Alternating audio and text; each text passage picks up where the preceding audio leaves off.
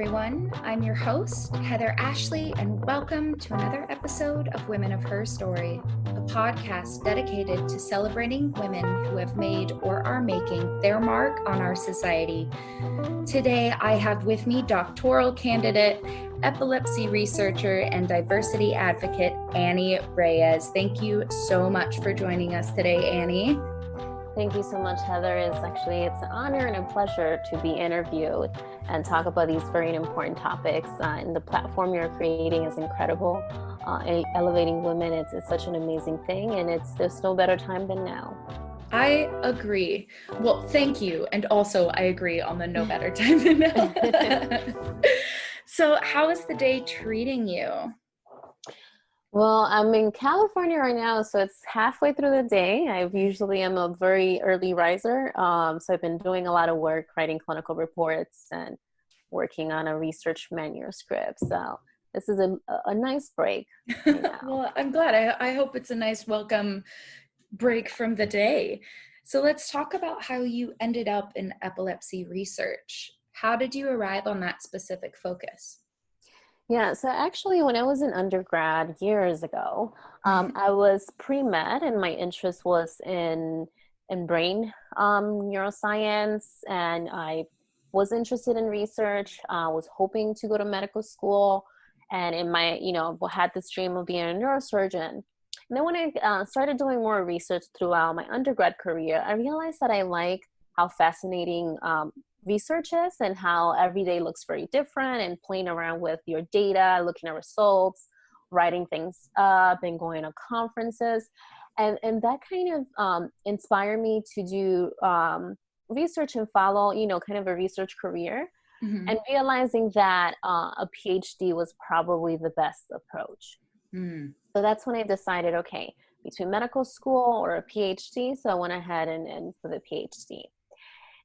But I wasn't sure, right? I wasn't sure what kind of PhD I wanted to do. I knew that it was brain science of some sort. So obviously, the one option that comes to mind to most people is neuroscience. But I also wanted to do clinical work. I also wanted to work with patients. So it was one of those places where it's like, okay, as a neuroscientist, you do work with patients in your research. However, you don't work with patients clinically. And then I came across this book by Dr. Oliver Sacks, which is a very well-renowned neurologist who was an amazing writer. And he had this ability of describing these very complex brain cases of patients with neurological conditions in a way that anyone would understand. It was just fascinating. And one of the books was called The Man Who Mistook His Wife for a Hat.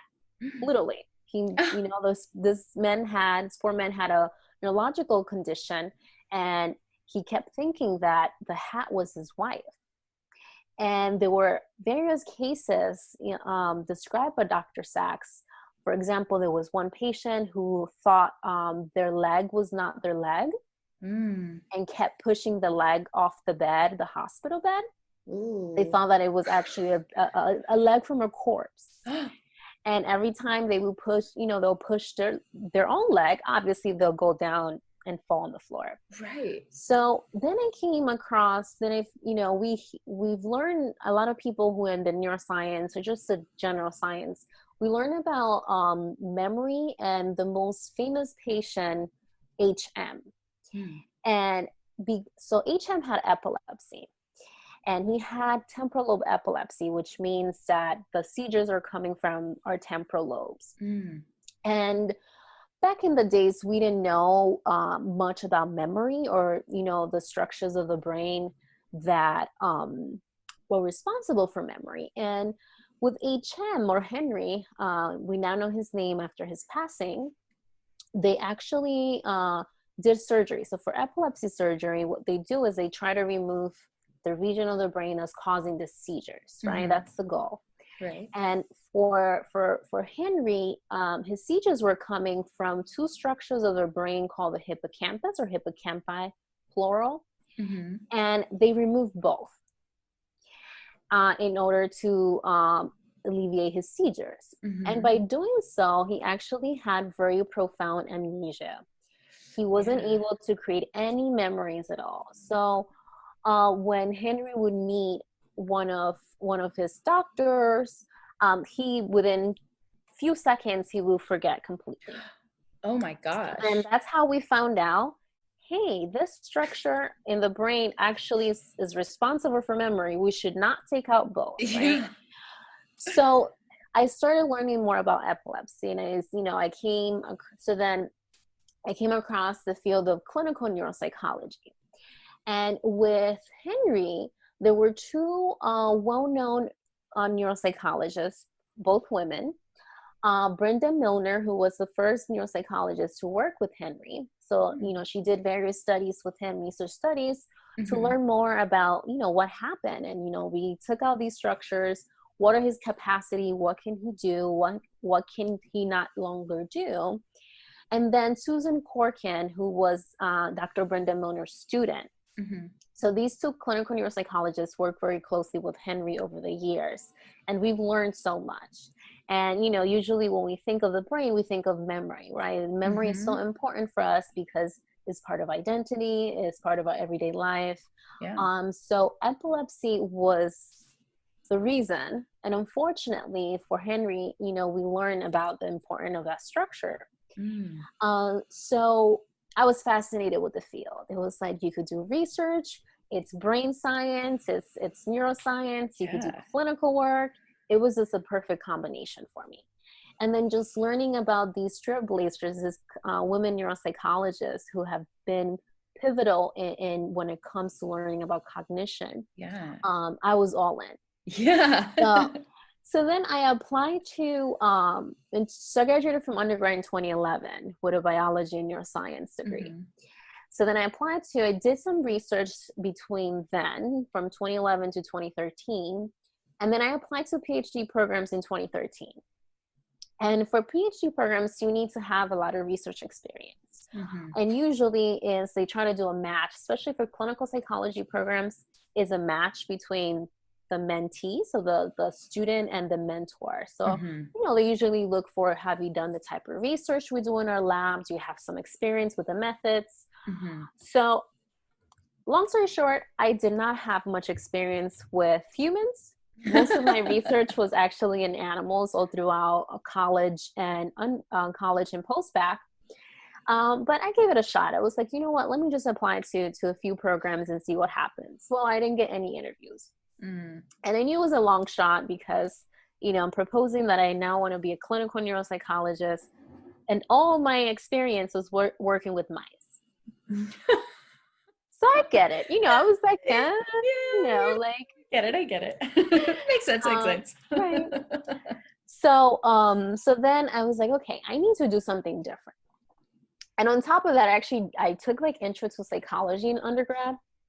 I didn't have any other psychology courses, and I'm applying to a psychology PhD. Right. So again, I get it. You're like, fair. Yeah. So then, so I decided to get a master's in psychology, not only to get the courses, but also to get some research experience working with humans, right? With patients. Yeah. And so I went to and did my psychology master's at NYU. And then luckily the NYU Epilepsy Center, which is an incredible epilepsy center, there are a lot of neuropsychologists there. And I started working with Dr. Karen Blackman, and she was doing research in epilepsy. And then she was doing research in temporal lobe epilepsy, or what we call TLE, which is the type of epilepsy that HM had. Right. So all the pieces was falling together, and I did 2 years of research there, and I fell in love even more with the field. If you listen to kind of stories or just kind of read about brain science in general, it did start with epilepsy. They have in terms of people hundreds of years ago, before we even have the tools that we have now, they were very curious because people were having seizures, and there used to be, and first a lot of people still has a spiritual religious component. There were a lot of women that were experiencing seizures, and this was actually considered witchcraft, what's going on. So we have learned a lot about the brain because of epilepsy. So to me, it's one of those fields that not only does it give us a good model of the brain, right? Because these patients go through surgery, they remove portions of the brain. I tell people that you may meet someone who half of their brain is missing because they were having seizures and they're having epilepsy as a child, and they remove half of their brain in order for them to have a good quality of life. And you may not even know, Yeah. So it was really fascinating. And, but in addition to that, I think working with those patients, there's a lot of stigma surrounding epilepsy and seizures, they have, their quality of life is impacted in terms of, finishing school. A lot of our patients don't go higher than a high school degree. For example, here in California, they can drive, and you need to drive pretty much everywhere here. Yeah. There's not enough infrastructure for that to be. Yeah. So, and not only that, but it impacts family, impacts friends, even when it comes to exercise. People who have seizures can't go swimming because it's pretty dangerous. Yeah. So it was a combination of like, this is a clinical population. This is a group of people that I could work with and improve their quality of life, and also do really, really interesting research. So then I was like, okay, now I know I want to do research in epilepsy. Now let's see who's doing epilepsy research at the PhD level in a clinical psychology program. So I was kind of looking for a needle in a haystack. And the reason is because usually clinical psychology programs are within the psychology department. So just the general university psychology department. And when it comes to epilepsy researchers are usually within a medical school, right? Because you need access to patients. Right. So finding a program that was in-house within a medical school was very difficult. Yeah. And I only found one person. One? So I did apply for a few. I applied to a few other because I had experience in autism. So I did apply for a few other PhD programs. But the program that I'm in now, which is the San Diego State University, UC San Diego Joint Doctoral Program in Clinical Psychology. It's a mouthful. Yeah, I was going to say, whoa. We are the only program that probably has that really long name. So we go by JDP, the JDP. So yes, and then there was one person there who's my mentor now, and her name is Dr. Carrie McDonald. And to kind of bring the pieces back together, she was one of my mentor from NYU, one of her collaborators and good colleague. Oh. So it was it just fit perfect. Sometimes I think about all the loans that I took out for NYU, but I'm like, it was just meant to be, Absolutely. That's what it sounds like. And, I love that it's a woman. That's so awesome. That's so great. It's kismet. Yes, for sure. Yeah. And, my mentor from NYU is just incredible. I've had really good luck with women mentor and female mentors. And then my mentor now is incredible as well. And, she is super productive and super supportive, and she's just amazing. So yeah, I consider myself lucky. And, I often use the word blessed, to be doing what I really enjoy doing and having the support that I need, not only from my mentors, I have multiple mentors at NYU. I also work with Dr. Bill Barr. And now, I just it's such a great collaboration. It's the epilepsy world relative to other world, like for example, the world of aging, a lot of people who do Alzheimer's work. It's a lot of people, right? Which of course, we have a huge public health crisis. But as a trainee, sometimes you may find yourself kind of lost in the sea with so many people. And then when it comes, another thing that attracted me to epilepsy is that because there are very few people doing the work, that means that as a trainee, I'm sitting with the experts and we're working together, and they're asking Annie, there's a paper that we want you to work on. Here's an opportunity. So I'm pretty much sitting at the table with these renowned experts in epilepsy. Yeah. And it's pretty amazing. Yeah, it sounds amazing.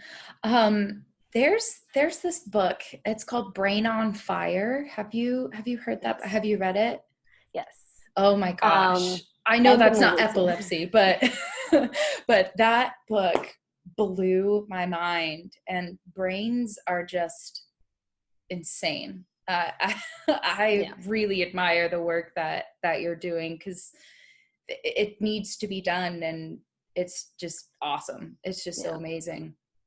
That seriously though, that book, if anybody listening has not read it, read it. It's insane. Yeah. I don't remember who it's by, but And one of the things to just about that book is kind of a sad story when it comes to like the health system, because the patient was kind of ignored, given that she had a condition that was rare, and that tends to happen often. That's why I tell the patients that I work with to advocate for themselves and ask questions and reach out and come in and say, ask as many questions as you can.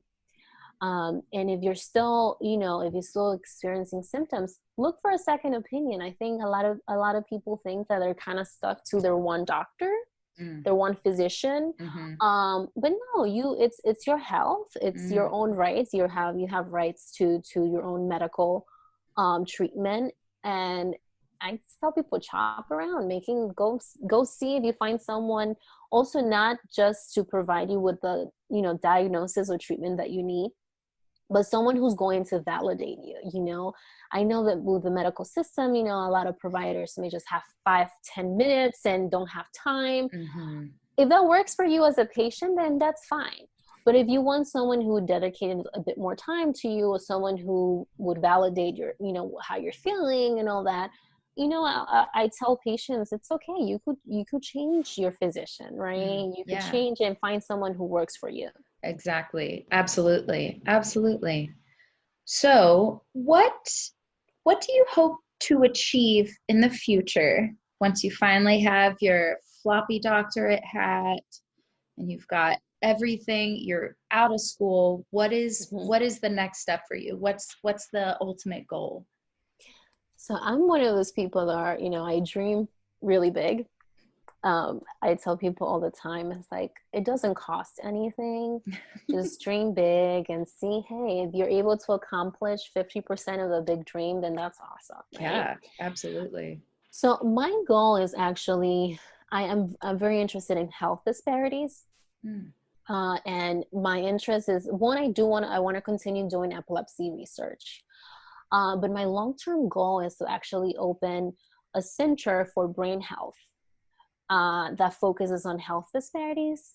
I'm the type of person that I kind of, as my leadership style is to kind of look for talent and just kind of, let's do the work. I'm very collaborative. So I envision this center, hopefully at UCSD, to just have different principal investigators, different scientists, trainees at different level, whether it's PhD students, undergrad, master's, medical students, with the one goal of studying health disparities across different health brain conditions, so different neurological disorders, and kind of just be very collaborative. So that's kind of like my ultimate goal, and just envisioning this and having this as a focus, and but not necessarily being the director. I kind of just want it to be, you have a whole bunch of people, science is just working together. So that is the ultimate goal. That's the dream. I think, it sounds like you're going to be the kind of person that is going to make that happen, or at least get the ball rolling in it. It's really one of those things. I think sometimes scientists work in isolation, and I think when it comes to health disparity and just overall brain health, it's nice to kind of have everyone under one roof, and collaborate, so I'm really, really hoping that one day that will turn out. I hope so too. Have there been any developments in the field that keep you excited and focused recently, or relatively recently in the broad science world? So I think relatively recently, so within neuropsychology, right? So our role is to actually study cognition, whether it's in research, but also in clinical practice. So basically, one of the ways that I describe people, what I do, and or what kind of doctor I'll be, is that like I'm the person who diagnoses dementia, right? So it's usually consists of a very, we do a clinical interview to get a very thorough picture, comprehensive picture of a person. We ask about psychosocial factor, education, occupation. So we pretty much ask a little bit of everything, right? So we're trying to figure out, because the point is to figure out what was this person level of functioning before their neurological condition happened, and how is it impacting their everyday life, right? Right. When it comes to neurological disorders, for example, like Alzheimer's or even epilepsy, these conditions affect people's life, right? It affects their well-being. It affects, their mental health, how they're functioning, their independence. So we try to get a very comprehensive picture of that. So usually our assessment could take up to half a day. And so, we go over the interview first, and then we do a series of testing, right? So we're trying to see how is this person's memory, how is their higher cognitive ability, so their ability to be able to multitask, the ability to process information, how's their attention, how is their language, So we really try to get a picture of their cognitive abilities and see their strengths and weaknesses. And then over the history of neuropsychology, we've been able to get a good picture of what different profiles look like, right? So someone who has Alzheimer's is going to have problems with memory predominantly, right? Right. Now, someone who may have a tumor in a certain region of the brain may have impairments that are basically based on where that is, right? So if it's in a place that has to do with language, then that person may have problems with language, right? So we're kind of, it's like almost detective work. We're trying to figure out, okay, what kind of problems is this person having? We even go further as differentiating different types of dementia, right? Because dementia is an umbrella, and Alzheimer's is the most common one. But there are a few others. So we try to figure out which one is most likely happening. Right. We also, so for example, for epilepsy, we do something called a pre-surgical evaluation. So basically we get the person's baseline, right? Because if we're planning to take a part of the brain out, it's probably important to predict what's going to happen. Because as I told you earlier, with HM, we took out both of the hippocampus. And I mean, we in terms of the science community. And then we realized that we should not do that. So we don't, those surgeries are not done anymore. They don't do both hemispheres of the brain. So with epilepsy, you do pre-surgical evaluations to get that baseline. And then you try to predict if the person's going to improve, because the seizures itself could cause, cognitive impairment, if they're going to decline, if they're going to have deficits, right? Because that could impact someone's, life. Right. And then within a year after the surgery, then we test them again and we compare the scores, right? So as you can see, there's a lot of, in terms of looking at cognitive abilities, it's a very comprehensive thing, right? Right. However, there is a huge issue when it comes to neuropsychology.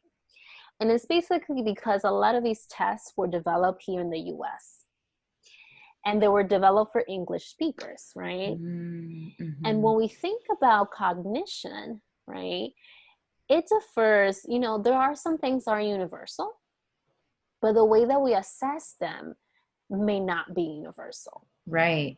So I'll give you an example, right? So if we have a test that's trying to see how well you're able to name objects, right? But the objects that someone is showing you you've never seen them because it's not part of your culture. Right. For example, I didn't grow up eating asparagus. You know, I'm from the Caribbean. There is no asparagus in the Caribbean. And if you were to show me, I've kind of, diversified my diet. If you were to show me an asparagus, a picture, I would not. I'll tell you it's a stick. I'm like, You're like, I don't know, a green stick. What is that? And there's so many other examples like that. Yeah, so there's interesting. this thing. So within neuropsychology, we have something called cultural neuropsychology. It's basically is a subfield that's trying to make sure that we're developing culturally sensitive tests, right? Mm-hmm. Because what happens is if you test someone, right, and they're not from the US, Mm-hmm. right, and you're using US developed tests, then they're going to score most likely lower, right? Right. So then you're kind of pathologizing something that may not be the true representation of how well they could do, right? Right. So, and that presents a big issue. So a lot of researchers are working on developing more culturally sensitive tests, mm-hmm. Or ways that we could modify. A lot of the times, even when you translate a test into, let's say, Spanish, then a lot of the things may not make sense, right? Right. I give this an example. We commonly in English, you use the phrase, I feel blue, when you're kind of feeling sad, Mm-hmm. In Spanish, me siento azul doesn't make any sense at all. Mm-hmm. It's like, okay, that's just a color, right? So that's another area that I'm very interested in, is actually, cultural neuropsychology and developing, tests that are culturally sensitive, Mm-hmm. To really make sure that we're giving people the best, the most appropriate assessments, Mm-hmm. that are truly assessing their level of functioning. So we won't over pathologize people or give something a diagnosis of dementia when this person doesn't have dementia. Right. Something that's coming to mind specifically, even in other English speaking countries, are just entirely different verbiage. I mean, even just in England, just words can mean entirely different things. And then Exactly. like Australia, they're basically speaking another language down there. Mm-hmm. Yeah. So if you could imagine that with English, it's just with English, there's so much variability across countries. But not only that, the cultures are different. Oh, absolutely. And you see that as well in Latin American countries. They speak Spanish, but Caribbean Spanish could sound very different than from Mexico. Right? Absolutely. So we're moving forward, and however we are. So for example, by 2050, we're going to have an issue. The baby boomers are going to be in an age range where they're going to be at risk for Alzheimer's or any other dementia. So we're going to have a very high proportion of people who may be starting to show the signs of dementia, and we're not ready. The field is not ready to provide the appropriate assessments and diagnosis to these patients, and also too, the demographics of the U.S. are changing, right? Absolutely. We have a lot of people who are foreign, right, and who are living here now, and we have people that may not know English at all. For example, my mother has been here since 1990. She really tried, but it just didn't hit her. Yeah. So, my mother would be one of those people that if she was showing some signs and we have to do some cognitive testing, then it has to be someone who speaks Spanish, right? Because it's just not a simple, let's get a translator. People do use interpreter, but there's limitations to that. Yeah, absolutely.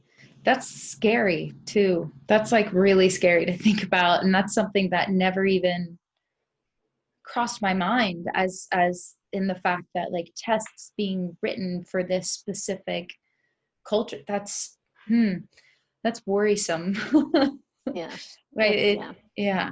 Yeah. Oh my gosh. That's, So we're trying to really push forward and do as much as work as we can, and trying mm-hmm. to get funding. And, one of the big things in neuropsychology is what we call normative data, right? Mm-hmm. So this basically, let's say I give you a test, right? A memory test, and that you're most likely going to perform a lot better than someone who is 70, right? So when we give these tests, we do have to consider age. Mm-hmm. We have to consider level of education. Right. We have to consider even sex, right? Women tend to be better at verbal memory tests than men are. Mm-hmm. And men tend to be better when it comes to visual spatial tests. So there's differences there, right? Right. So we take into account all these demographics. And what we do is that we take your scores on a test, Mm-hmm. and then we compare them to a very large group of people that have the same demographics as you, the same Mm-hmm. level of education, or relative close, right? Right. Around the same age, and all the different demographics, and say, okay, compared to this group of individuals that don't have any neurological problems, Mm-hmm. or what we call healthy controls or healthy individuals, Right. how are you performing? Are you deviating a lot from them? And it could go both ways, right? You could actually perform above this representative sample, or you Mm-hmm. could perform below, right? Mm-hmm. And so those scores are deviating from this very large group of people. Then that tells us, okay, this is ranging it's not falling within normal expectations. This is, outside of what we expect. Right. And usually if it's above, it's not necessarily an issue. Mm-hmm. But if it's below, that's when we kind of start thinking, okay, yeah. So we also need that, right? Right. We need large groups of people to really, really show for us to use for specific patients, right? So Mm-hmm. because it also plays into account, right? If most of our normative data is in one specific group of people, then you cannot compare Jane Doe to this person if they don't belong to that group of people. Right. Right. Are there like programs within let's say medical school for people to be like the control group? Is that a thing that people can come in for? Yeah, I mean, so usually these normative data are acquired. You have a company that develops a test or works with Mm-hmm. the neuropsychologist to develop the test. Mm-hmm. And then they do their own collection of norms of people. But then you have people who may just have some scientists that create this test, and they recruit healthy participants. Mm-hmm. And usually it's good when we have a very wide range, right? So we try to recruit people from the community, Mm-hmm. because most likely they're going to be part of that representative sample. Right. And most likely your patient is going to be part of that community. Mm-hmm. Okay, that makes sense. Yeah. So on that note, how has COVID-19 impacted your research and the research in general? It has varied from scientist to scientist.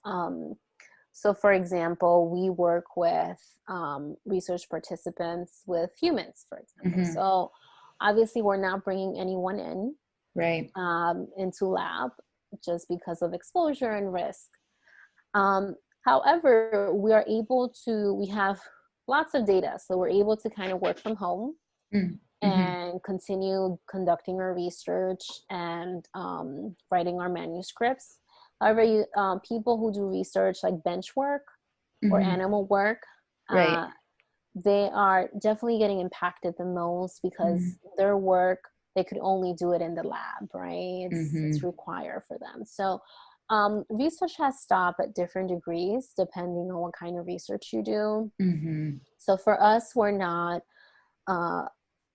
collecting any new data. We're not recruiting any new participants, but we're taking the time to kind of analyze the data that we already have and then writing manuscripts But it's not the same for everyone. So, unfortunately, some people, their research has stopped completely. Yeah, that would be horrific. that would just, you would feel so, helpless. And a lot of people in many industries are feeling very obviously helpless right now because things are so far out of our control in terms of things being closed, except, like wear a mask. But Right. yeah, that's, I'm glad that that you guys have been able to move your research and studies home. That's good that it's able to continue at least in that manner. Are you able to still, I assume a lot of Zoom calls are involved with your professors and Yes, colleagues? definitely zoomed out. It's interesting because, we usually have a lot of meetings, whether they're clinical meetings, research meetings. And then all of a sudden, I think with the fact that you don't necessarily, you can hop from one Zoom meeting to the next. Mm-hmm. You don't have to take into account moving from one building to the next. Mm-hmm. People are definitely more available than ever, Yeah. which has been great because you're like, you know what, that project we spoke about 3 years ago at a conference, let's do some work on that now. But then they, at the same time, they have a lot more time to have meetings. So I've definitely, over the past 3 months, it's been a lot of Zoom meetings, but it's kind of fun to realize that accessibility, right? I think especially this country has the idea that, workers need to be in person. Like, how can you even manage your workers? You don't know how productive they're being if they're working from home, right? And that has put a lot of, in terms of, women who were recently given birth, or who had children at home, people with disabilities, our veterans, it has impeded them from actually working. And if they want to do work, because a lot of these companies have always required in person. Mm-hmm. And then all of a sudden, everyone's working from home. Yeah. Everyone. So it's not, and it's been 3 months. So I think it'll be interesting to see how the workforce is moving forward. I think I've read that Twitter now is giving the option, like once the regulations are lifted, if people want to work from home or not. I hope they haven't changed it now that I'm putting it out there. But I think it's really, and I really hope that companies and industries actually realize that, accessibility, we're able to do it. We're all doing it, thankfully for those who still have a job. So that's one thing, that's kind of like the silver lining across all these meetings. And, today I was attending a virtual conference and so this is the International Neuropsychological Society, and they have 2 meetings. One of them is in North America, which is, I usually am able to travel to that one. It's somewhere in the States or Canada. And then the summer meeting is somewhere else, right? Some other country besides North America. And so this year they had it virtually. So it was really nice for me to kind of see these talks and listen to the scientists from other places without actually having, to spend $4,000 on travel. Absolutely. It's even true in a lot of the like creative fields as well. There's a lot of people offering who are moving all their stuff online, and there's a lot of like teachers and different professionals where I'm like, you're in California, I can't come out there and do this I don't know, this dance class from a teacher that I've always wanted to take from. And then I'm like, now they're teaching online. Right. So, it's again, it's something where it's like, I don't think these situations would have been put online in any other circumstance, because it's not something that people had really thought of before as a legitimate platform, a legitimate Right. service. Yeah. I feel like the Mm-hmm. internet previously is like, no, that's not a thing for this. And now it is. Right. Yeah, that critical need of moving virtually, Mm-hmm. push a lot of companies to be like, Mm-hmm. okay, we need to figure this out now. Yeah. So, yeah, I really hope that it continues and we're able to offer this to other people. Mm-hmm. Absolutely. Ooh, New York City. I don't know if you can hear that in the background, but we got some I'm a sirens. native New Yorker, so I know that sound very well. You know that feeling, the woo, woo, You know woo. what? It's interesting because now when I go home to visit my mother, I can't sleep. I am so used to the Really? quiet and peaceful. I may hear crickets here in San Diego, but in New York, I'm not. I can't deal with it anymore. You know what's funny? I'm the exact opposite. So my family lives in both Georgia and Texas. And when I go and visit either of them, it's too quiet. It's too quiet Too and it quiet. Yeah. scares me. I'm like, like it's someone's gonna come around the corner. Yeah. It's gonna be like, oh man, it really, I'm like, what's this, nature? Like, what's happening? That was my initial reaction when I moved here. And now it's just peace and quiet. And I even, a lot of the conferences that I go to, they're in big cities. And I think I was maybe I was in Chicago a few years ago, a year or two ago. And yeah, I couldn't sleep. It Oh was so gosh. loud, the sirens. And I grew up in Washington Heights in New Mm, York City. And in the summertime, people like to spend their nights outside, with music and yep. everything, which is fun. It's my culture. Mm-hmm. But as in, living here in San Diego, whenever I go back, I cannot deal with it. It's too loud. It's no longer music to my ears. What has been your experience as not only a woman in the field, but a woman of color in the field? Have you found the need to double down to be taken seriously, or have you had experiences where you've been uplifted for the most part? Yeah, it's a very supportive field. I'll say this, neuropsychology. It's mainly women. Right. It's predominantly women. However, you do see a disproportion when it comes to, chairs, heads of labs, departments, who gets the funding. So even though it's mostly women and you'll see a class where, for example, my cohort, my PhD, there's only 2 men and the rest are women. Mm-hmm. So it's interesting, and we're hoping that this changes. Is that although we are majority women, is a lot of the leadership positions are held by men. Mm-hmm. Um, so we're trying to change and we're pushing for that. And I just think that my generation of trainees in early career, we're making a lot of changes, and we're kind of shaking things up and being more culturally competent and making Mm-hmm. sure we're elevating our colleagues who are either people of color, who are part of the LGBTQ community.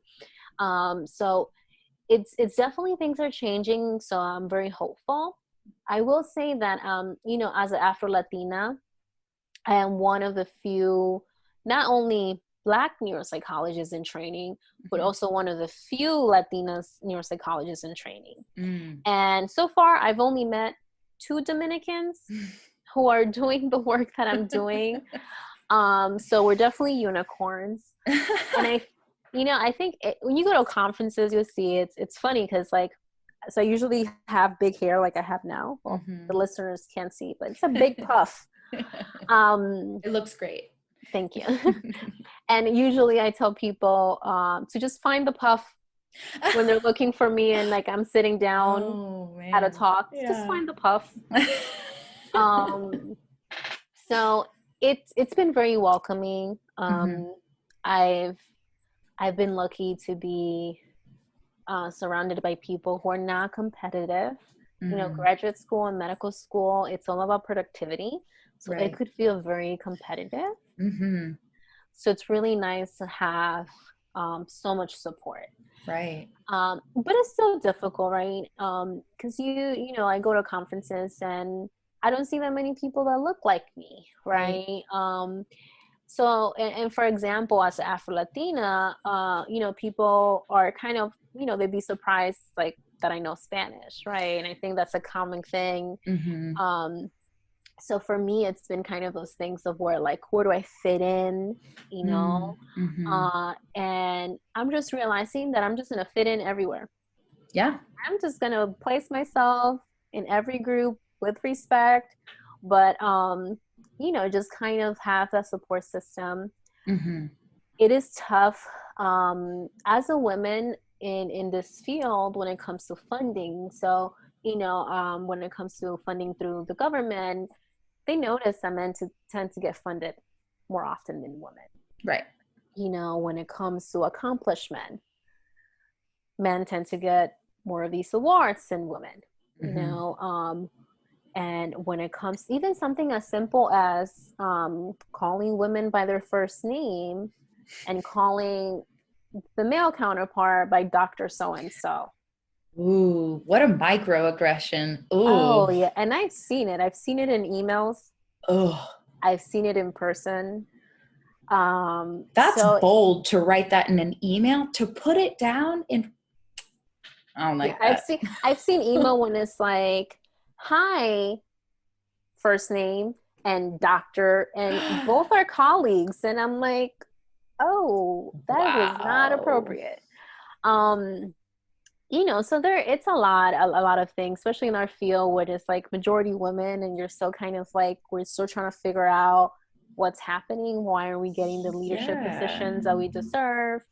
And of course, with the type of work that we do, the whole dynamic with family and women wanting to take time off from work, and that kind of pushing them back when it comes to their career. Mm-hmm. So there's this good book called Lean In, Mm-hmm. and which I really do recommend. It talks about kind of what happens in terms of the workforce for women, whether when they take time off to start a family, and when they make certain decisions and stuff like that. And you see that across different fields. Right. So it's just not just one place. It's pretty much everywhere. Yeah. And then that kind of doubles when you're a woman of color. Yeah. I felt like I've always had to work, harder. My resume needs to look a lot longer. I don't know if that's a mental thing that I have, where I think like, I need to do way more work to get the same positions. But, they've done a lot of studies, and this kind of proven, people of color are limited in opportunities. And you do feel like you have to work a lot harder. Mm-hmm. You've mentioned the support of previous mentors and professors, like at NYU and where you are currently. Is there a specific one that has really kept you pushing yourself, or just really been behind you and been like, yes, and you can do this? When I think of that, I mean, I've been lucky to have really incredible mentors. Mentors who, I still get kind of starstruck, because it's like, I've been reading your work. You're like this really big person who's doing incredible research. And then you find out that they're the nicest people ever, and they're rooting for you. So I've been very, very lucky in that sense. I think of both of my NYU mentor and my mentor now. They're both very supportive, and they are always ready to submit recommendations letter when they come across opportunities. They're like, hey, you should do this, you should sign up for this. I love that.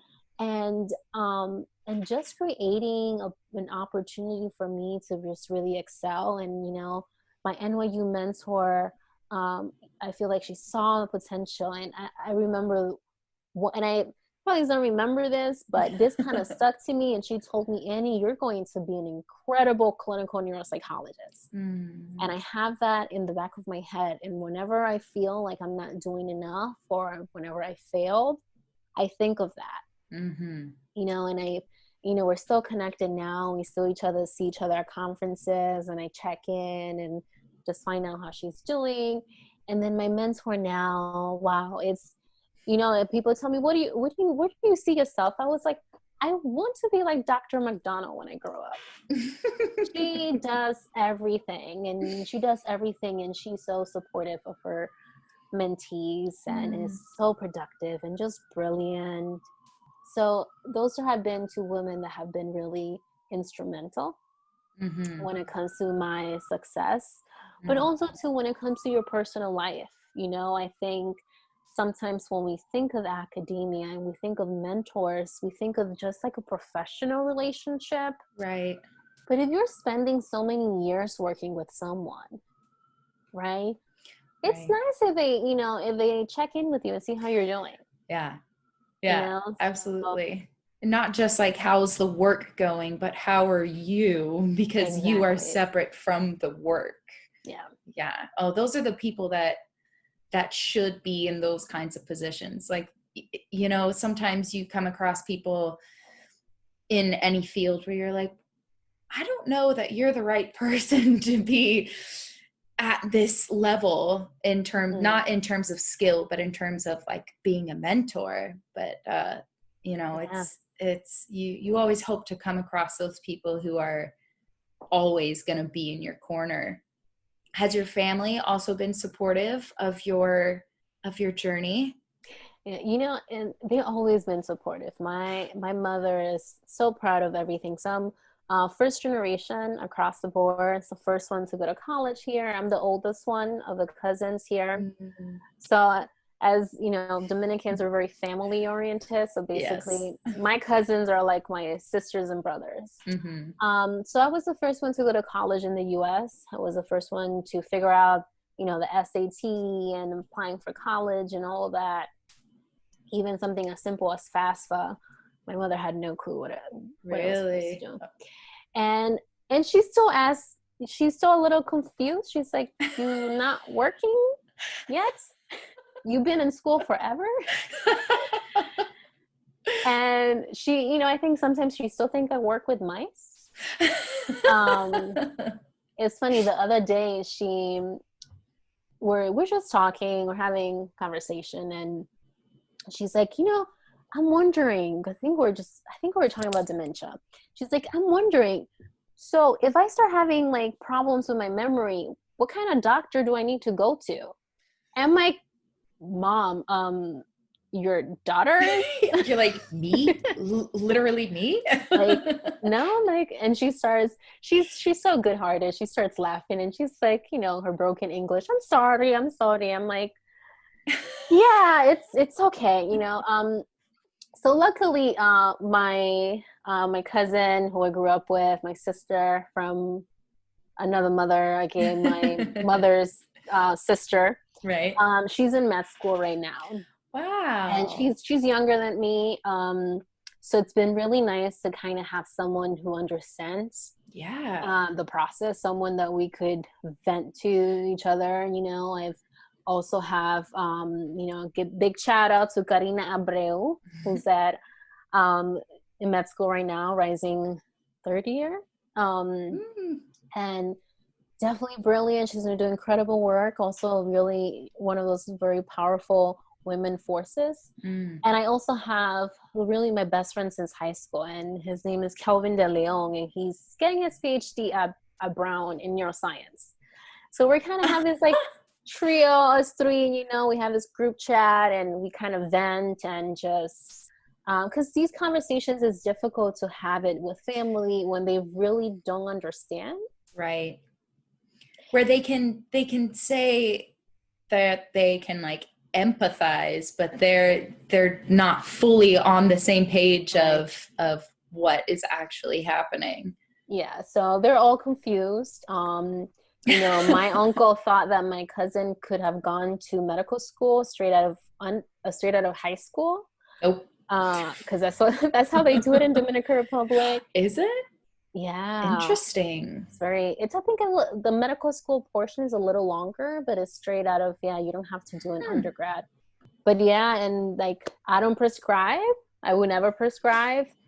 And my family thinks I will. So they're already telling me like, hey, no, I don't prescribe. So it's just kind of been they're supportive Mm-hmm. in their own way, and it's very difficult to explain to them the process, what it takes, Mm-hmm. the nuances in the And the education. intricacies and all of that. Yeah, so I kind of just leave it very, very general. Like, Broad. I'm still broke. Just wait a few years. I'm still not working yet. Um, so it's been helpful to have, my best friend and my Yeah. cousin. Yeah. And yeah. Is your cousin going into the same I neuroscience or? I wish. I really wanted her. She wants to do surgery, and I really Ooh. wanted her to do neurosurgery. I'm like, let's just team up, and let's do this together. No, she apologized. She's like, I tried. The brain is not that interesting, which is to me is kind of I'm shocked because the brain controls everything. It is Mm. that it's that one organ that's Mm-hmm. it's just fascinating. So she wants to do emergency medicine, Ooh. and Wow. kudos to her because I've Yeah. seen a lot of shows. I don't know how she does it, but Well, good for her. That's so cool. I love that. What a cool little family of makeshift family because your best friend's involved in it. That's mm-hmm. amazing. I usually just it's my cousin. It Ah, gets confusing to people. It's like that's family. yeah, that counts. Yeah, basically your sister. It's fine. So you are an F31 fellow. Can you share with the class what that means? Yeah, so this is a funding mechanism through the National Institute of Health. Mm-hmm. So basically, it's a predoctoral fellowship, and it's for students who are who are getting a PhD or an MD PhD, Mm-hmm. and they're studying biomedical sciences. So anything within the clinical kind of world. And what it does is actually, so you apply for this, and there are different institutes at the NIH. For example, there is the National Institute of Neurological Disorders and Stroke, or NINDS, Mm-hmm. and that's the one I belong to. Then there is the National Institute of Aging, the National Institute of Mental Health. And these institutes actually are the ones who are kind of overseeing the research portfolios within the NIH, and then they provide funding. And you have different funding mechanisms, right? And there are training funding mechanisms, which means that they fund you as a trainee. So in my instance, this fellowship, this F31 fellowship, pays for tuition and provides us a yearly stipend. Mm. And I was awarded this fellowship for 3 years, which means that I'll cover 3 years of my PhD. Right. And it also covers health insurance, and there's some money left for to travel to conferences. Ah, okay. So anyone who's either doing a PhD now and is not aware of of an F31 pre-doctoral fellowship, make sure you go to the NIH and look at this funding mechanism. The one I have is a mechanism to increase underrepresented minorities in research. So it's called an F31 Diversity Fellowship, which is basically is the same mechanism. They just kind of, what it does is that it provides a way for us to kind of apply to this funding because they're very competitive. So right. So basically you have other sciences reviewing. It's a really long application. It's like 80 something pages. Oh my God. And there's a training plan when it comes to what are you planning, what's your training plan. Then you have your research, what's your dissertation or thesis is going to look like. So you propose that, and you propose mentors, right? It's very, very focused on training the scientists. So then they have, depending on the application deadline, then they send the application to reviewers, and they review it, and then they score it. And then they score it on different levels. So they'll score the research plan, they'll score you as a applicant, they score your training plan, if they think it's appropriate. Mm. They also score your mentoring team and your institution. Wow. So it's a pretty and it's like, what I call it is like a mini grant, because the rest of the grants, if you're going to do research, they're going to be 10 times longer. It's going to be, so it's kind of, it's just training you to submit those bigger grants. Right. So then the thing with the diversity mechanism is that usually 50% of all the applications are discussed. And what that means is that they kind of, everyone gets a number of applications, reviewers. They'll review it individually. They'll do a summary sheet. They'll do their own scoring. Then they sit in this room. Well, now they're doing everything virtually, but they'll sit in this room in DC, and they'll review 50% of the applications submitted. So if there were 100 applications, only the top 50% are going to be reviewed. Okay, I see. So then everyone goes around the table and discusses the applications that they had to review. They'll give their score, and then they come up with an overall score as a group. Okay. And based on that score, then you'll get funded, or you won't, and you have to resubmit again and kind of address the concerns of the reviewers. And then with NIH grants, it's like, I think it's is it golf that, like, the lower the number the better? Yes. Yeah. Yes. So it's like that. The lower the number the better. Okay. So it's they rate you from like 1 through 9. I think it's 9. So if you get a 1 in any of those things that I mentioned earlier, then that means like it's a perfect score, right? Right. So with the diversity ones it's very few applications. So let's say you got 100 applications per institute, only a few, you'll have maybe like 5 that are diversity ones. So with the diversity ones, they will always discuss them. Okay. Which is nice, right? Right. It's not guaranteed that you're going to get score well. It just means that they kind of pull you in the pile of that 50% that will be discussed. So kind of give you, let's give this application a chance, right? Right. And that's pretty much it in terms of a diversity one. I think, you kind of skip being put in the 50% pile that's not being discussed. Right. But then, you're still part of that competitive 50% of the applications are being discussed. So it's a very competitive process. And usually people have to resubmit for the second time. And I tell people all the time, make sure you get materials. You want to see other people's application. There's no reason to reinvent the wheel. I share my materials, my fellowship stuff with people all the time. It's like, listen, these are the things, all the weaknesses they found about my proposal or my statement or anything. Take it as a don't do this. Yeah. Take my weaknesses as a roadmap for you not to do that as well. So, and there are other mechanisms for funding as well. Right. Side note, I'm so sorry if you can hear snoring in the background. This dog is out. So that's what so if you hear snoring, that's what that is. I did not hear snoring until you mentioned it. And the dog sounds like a human. She even sleep barks sometimes. Where I'm like, are you chasing the squirrels? What kind of dog is she? She's a blue nose pit bull. She's the sweetest. Her name is Tango. I'm actually house/dog sitting right now. So I'm substitute mom for the dog right now, and she is so funny.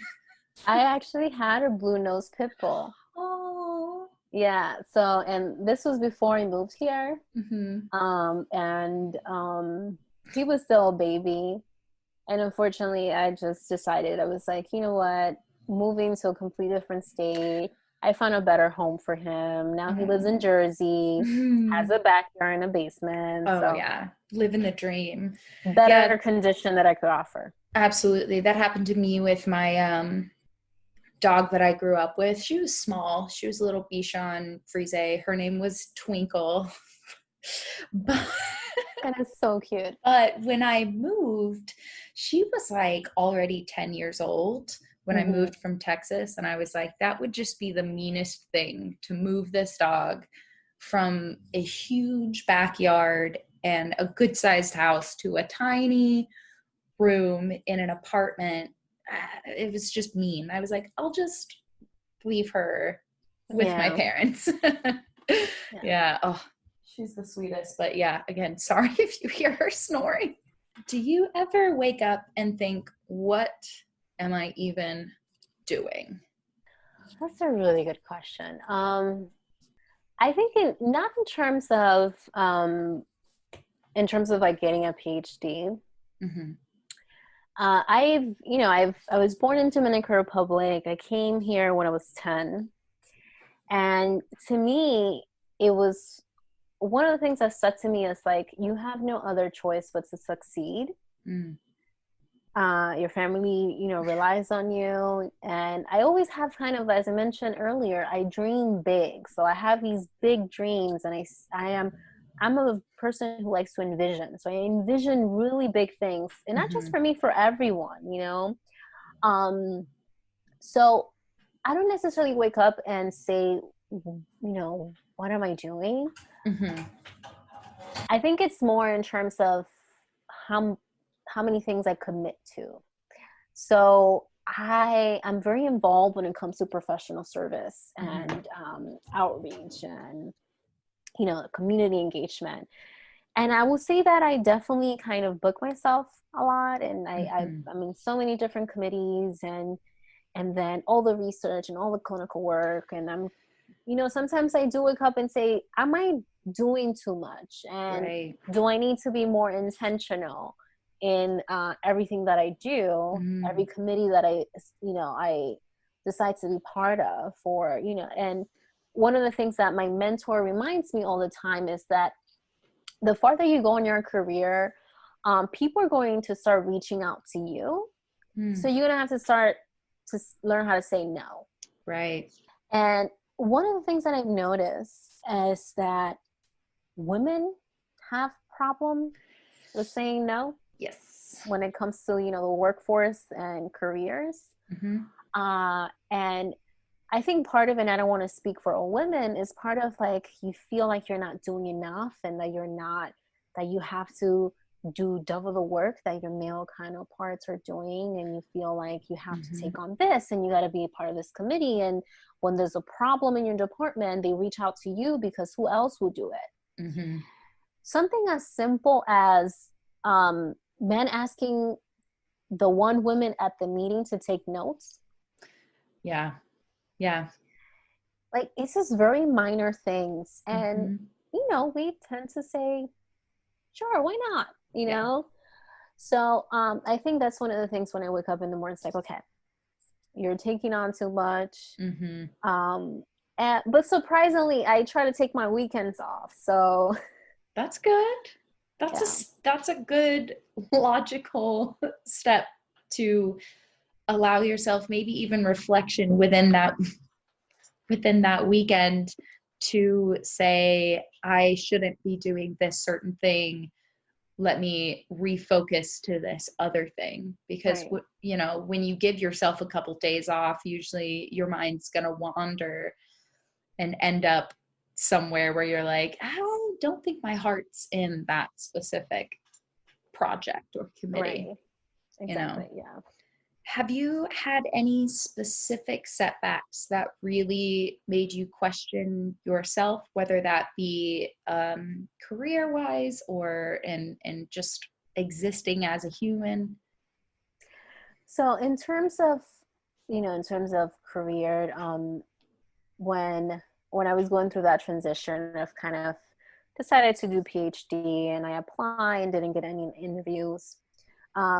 it was disheartening, and I was getting a little older, and there's this whole perception that you have to figure life out when you hit 25, Yeah.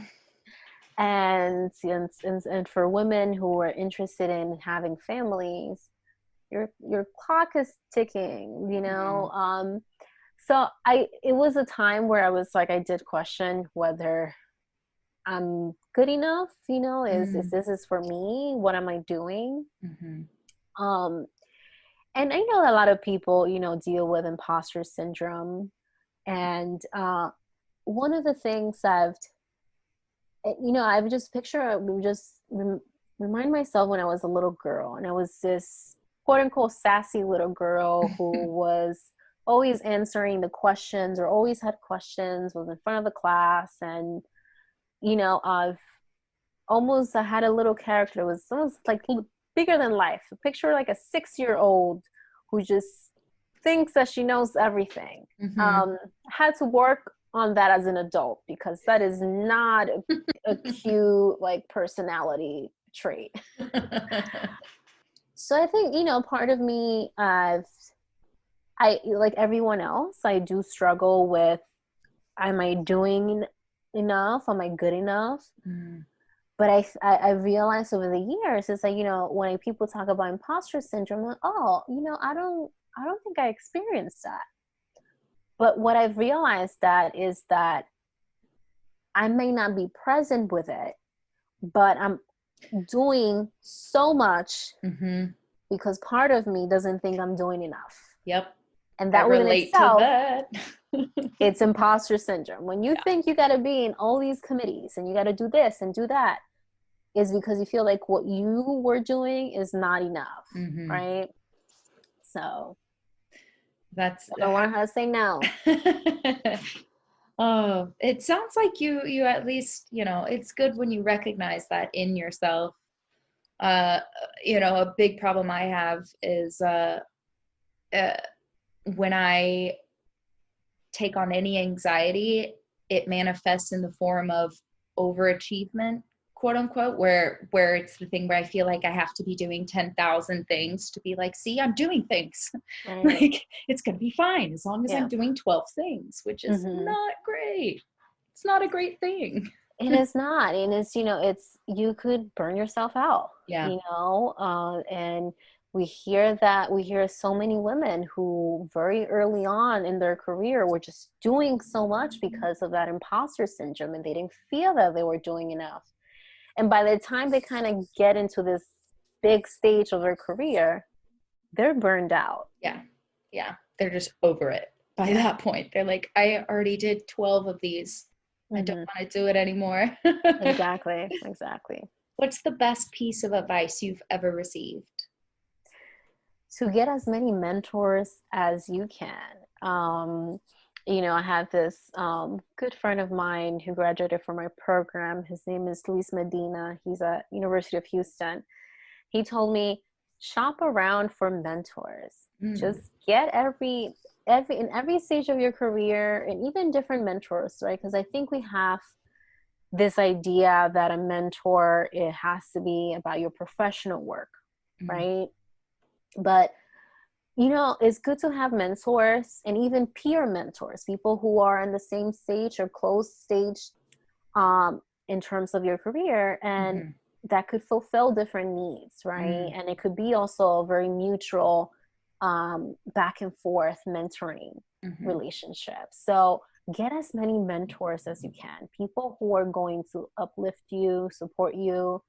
My PhD mentor, she introduces me to everyone when we go to conferences, which of note, women are not introduced as often. That doesn't surprise me. At conferences. Yeah, right? That really, yeah.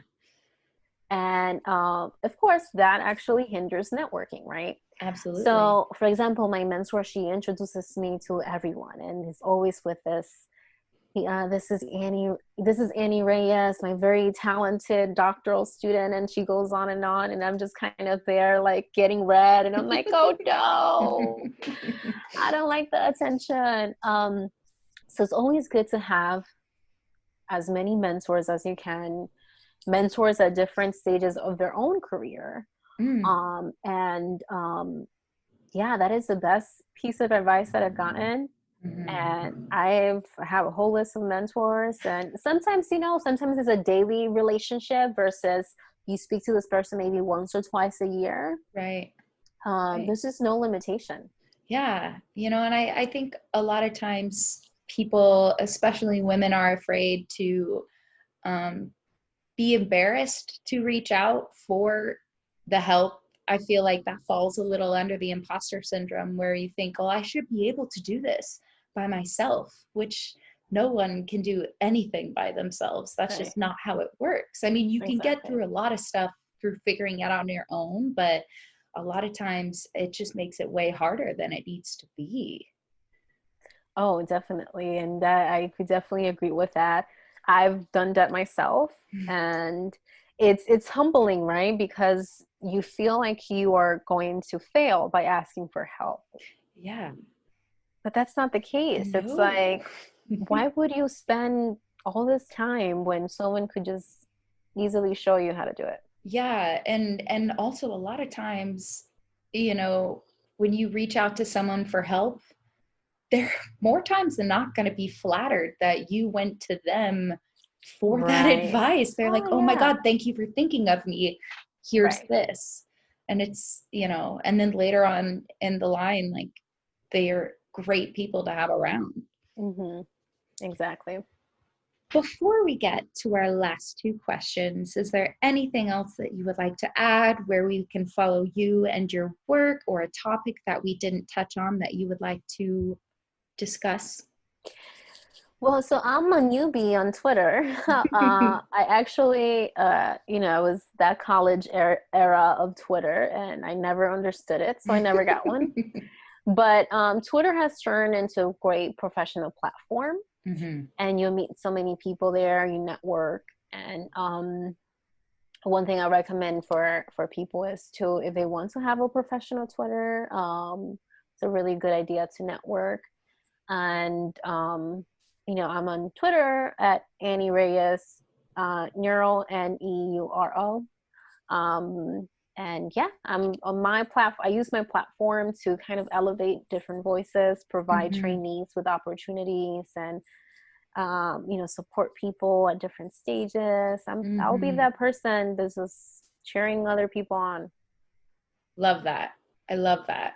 I ask the same last two questions to everyone that comes through the podcast. First, what is your second favorite color? That's a good question. I'll say second best. I'll say gray. Gray. Why gray? I've realized that I've used gray in the clothing that I wear. I think I'm an interior designer at heart. So in my in my decorating at home, I even use it in scientific posters and presentations. And I think gray is that neutral color that just looks really good with any other color that you put it next to. Any color. Any color. It's just, and the way that I see it is I kind of think of myself of like, my leadership style is being someone who creates a platform for other people to work on, or just I would elevate other voices or bring talent together. I like to do the work behind the scene. So the way that I envision gray is that, I'm that color. I like to be that very neutral color that is elevating other colors, and just making them pop. Yeah. So I could see how, why, getting a little philosophical here, why I use gray so often. But yeah, that's it. I love that. I'm a fan of gray. Usually my favorites are red and black, and then gray falls right up in there. They all switch around, Yeah. It always varies, but gray is such a great color. Tango, the dog, Tango is a grayish. Yeah. She's doing weird stuff back there, but it's Oh, fine. look at her.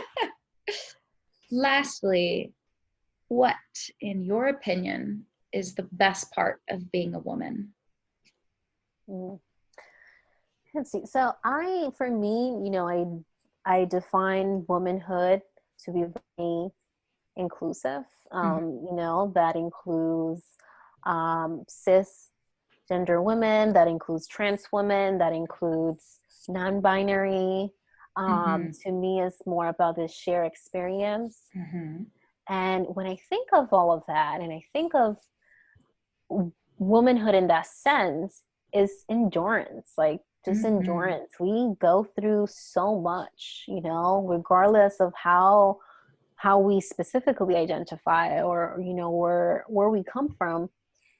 We go through a lot, and we have to kind of go through these things that society historically has put in place for us, and at the same time we have strength, and we continue and carry on. And the shirt that I have on right now says "The future is female." I meant to comment on it earlier.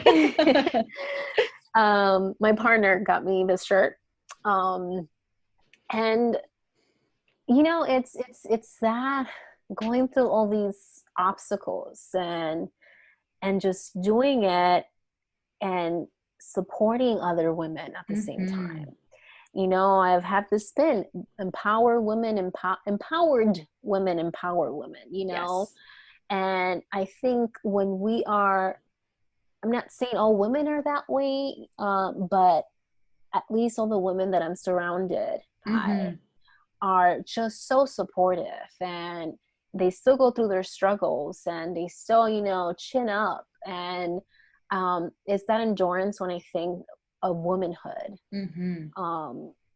that kind of makes me be like, this is a great part of us. Yes, absolutely. I've empowered women empower women. I love that. That's so true. And I was talking to someone about this the other day, about how a lot of times in not like media, in terms of like TV and movies, a lot of times portray women as always competing against one another in every single facet of life, which then makes young women coming up in like middle school and high school think that that's the way it's supposed to be, because they're not seeing that that's not how it has to be. And so it's interesting that as we grow older, we're like, oh no, we don't need to compete against each other and everything. No. We can support people in your own field doing the same thing. There's room for everybody there. Yes, that's it. There's room for everyone. But if you think about it, I'm a big Beyonce fan, Beehive over here. She has a lot of songs, and she has one particular song, which I can't remember the title right now. But it has a poem. It starts with a poem. And it talks about how society teaches girls to compete against each other. This poem actually was in a recent commercial. I don't remember. It was a recent commercial about women and girls. And, society teaches girls to be competitive, but competitive for the wrong things, because competition could be great, if it's done correctly. Right. It inspire you. But we are taught not to compete for success or, positions or sports. We're taught to compete for like love and relationships and boys. And we're taught that competitive involves putting down other people instead of just realizing your own potential and putting that forward, instead of just like shooting down the people around you to make yourself be on top, which is like what is on top in what we're being told to compete against. Like, it makes no sense. Yeah, exactly. And I think of some of the women in my life, in my career. And I have 3 incredible classmates, and we're all women of color. And we called ourselves the Walk. WOC, and it's been so supportive, and it's one of those things. Is like, as you mentioned, there's room for everyone. And I think when, unfortunately, some women who end up in very high positions of power, they get into the boys' club. Yeah. Yeah. And And that alters the exactly. approach entirely. Hmm. And they have this mentality of like, if there's another woman in this department or in this committee or in this, that means that's going to kind of impact me. Mm-hmm. So you see the lack of elevation of other women Yeah. because of that. Yeah, absolutely. And it even goes further into saying like there's different levels of success. Success doesn't have to mean that you are the most recognized top person in the field. You can be successful in a whole other way that isn't as I don't know, romantic, I guess. That's the only Mm-hmm. word that I can think of. In the idea of like, unless I am the best of the best of the best of the best and everybody knows my name, Right.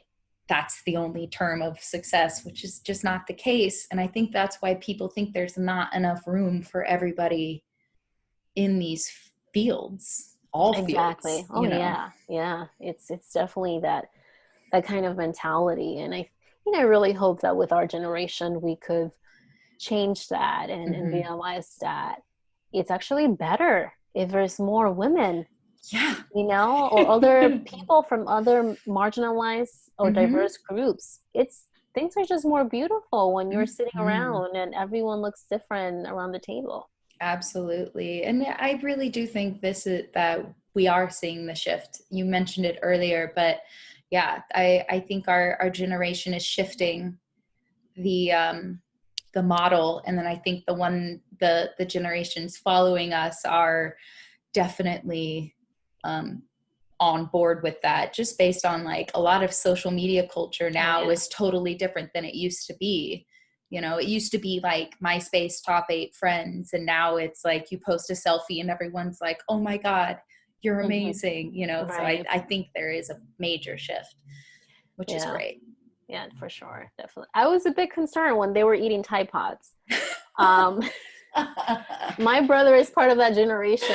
Oh no.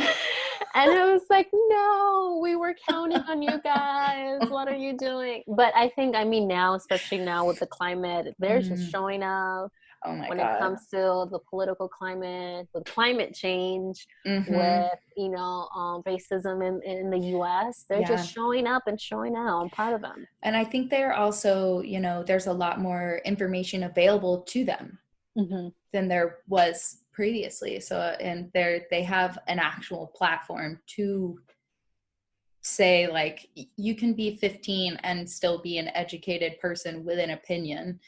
Right. You are a child, but still like Yeah, that doesn't mean you're ignorant, exactly. Yeah. Yeah. Yeah. Well, thank you so much for joining us today, Annie. I know that great things are going to come from you. I can just feel it. You have such Thank you. a beautiful way of expressing yourself, and in a way that makes a lot of sense in general. I feel like sometimes Mhm. people who are of such high intelligence struggle to put things in layman's terms for and I really can't wait to see what is to come from you. Well, thank you so much for inviting me and this incredible platform that you have. I think you're doing an amazing thing, elevating women's voices. And yeah, I'm really lucky to be here. I am very talkative. I am that person that talks everywhere. My partner complains about it. Like, can you just shut up for once? But I was that sassy 6-year-old that I mentioned earlier. Mm-hmm. I always been that way. So I know we probably went in terms of time. It's almost 2 hours on here, but You know what? It doesn't feel like it. It's a lot of important things were talked about, and I think it was all so interesting, and I really thank you for your time And I'm sure our listeners also appreciate it. And thank you, listeners, for tuning in week after week. Don't forget to subscribe, rate, and review, all that good stuff, so that more and more people can be inspired by the amazing women that we get to talk to every week. For extra information, extra pictures, links to things, you can follow us on the social medias, on Twitter at the Her Story Pod, on Instagram at Women of Her Story Podcast, or send us an email to womenofherstorypodcast@gmail.com. Until next week, be safe, stay healthy, and show the world what you're made of.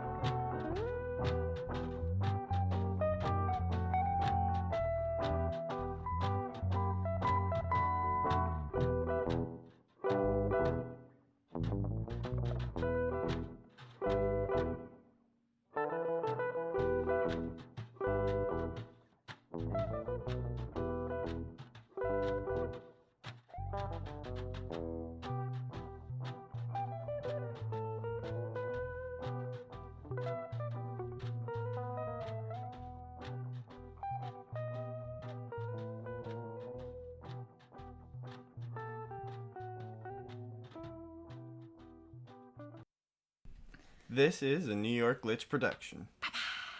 You are the worst.